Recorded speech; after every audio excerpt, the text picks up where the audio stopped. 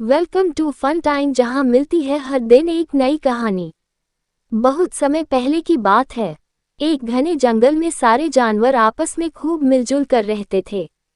लेकिन जंगल का कोई राजा नहीं था। हर जानवर अपनी मस्ती में रहता था।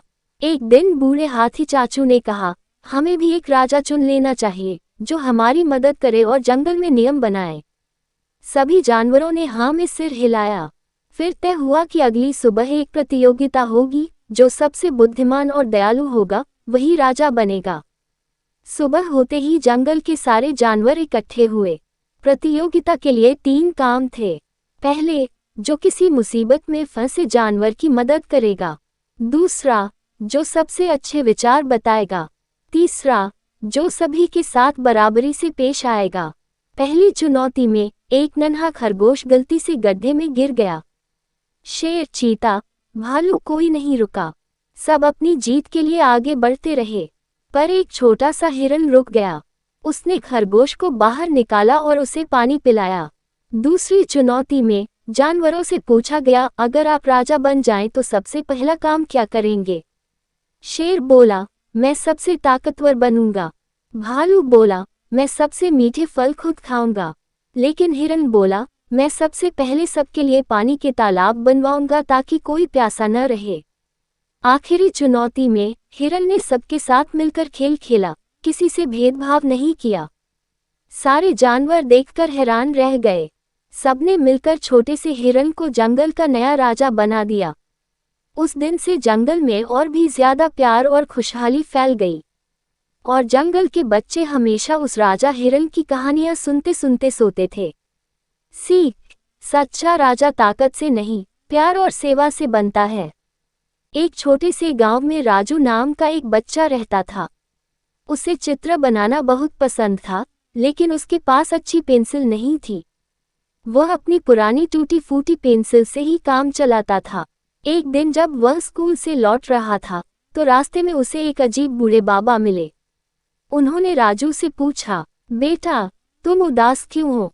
राजू ने कहा, मुझे ड्राइंग बहुत पसंद है, लेकिन मेरी पेंसिल बहुत खराब है।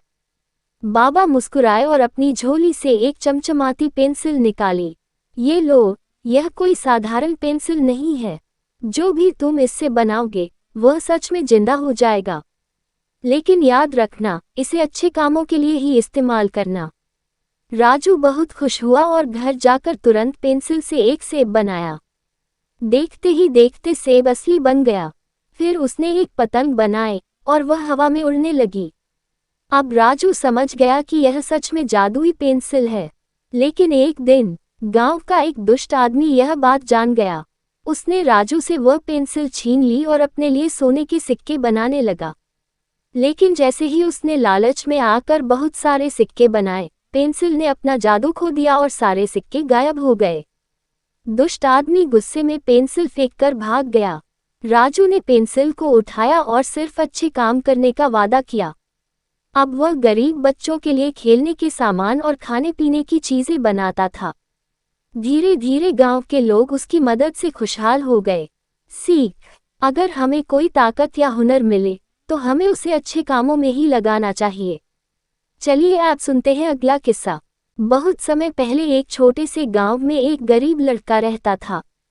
उसका नाम अर्जुन था। वह हर दिन जंगल से लकड़ियां काटकर बेचता और उसी से अपना गुजारा करता। एक दिन अर्जुन को जंगल में एक बहुत पुराना बड़ा पेड़ दिखाई दिया। जब वह पेड़ काटने गया तो अचानक पेड़ से आवाज आई, अर्जुन, अगर तुम मेरी रक्षा करोगे तो मैं तुम्हें इनाम दूंगा। अर्जुन को दया आ गई। उसने पेड़ को नहीं काटा और वापस गांव लौट आया। अगली सुबह जब वह उसी रास्ते से गुजरा तो उसने देखा कि पेड़ पर चमकते हुए सोने के फल लगे थे। पेड़ ने कहा, तुम्हारी दया के लिए ये तुम्हारा इनाम है।